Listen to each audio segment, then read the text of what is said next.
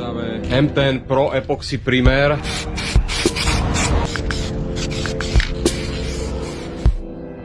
Pozdravujem Ujo Bufe ľudia. Dneska tu mám takýto šmak. Je to ťažné zariadenie. Javilo známky opotrepovania farby. Ako vidíte tu, je to pekné hrdzavé. Tu sme už hrdzu dali dole. Pozrite sa na to, je to celé zbrúsené. Je tam pôvodná farba originálna. Tieto miesta, ako je toto, z tejto strany tiež.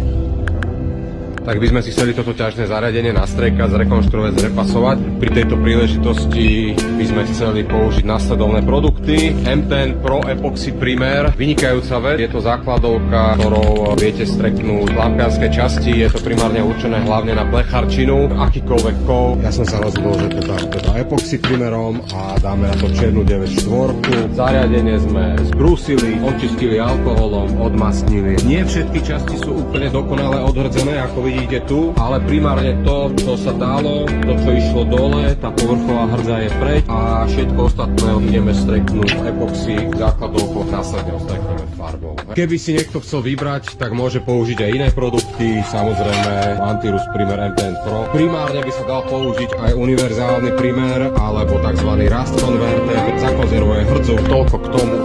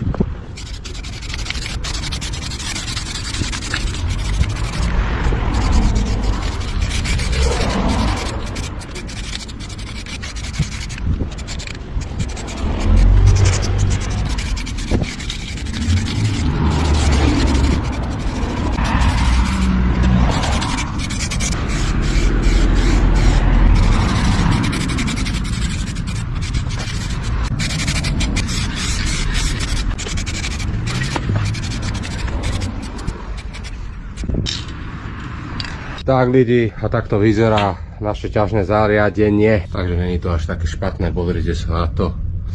Syntetická farba schne do 30 minút. Sme to strekli aj na plast, aby ste videli, hej, chytá to aj na plast úplne v pohodičke. Celkom super projekt, vidíme sa na budúce pri ďalšom projekte. Hej, pozdravuje Ujo Bufe.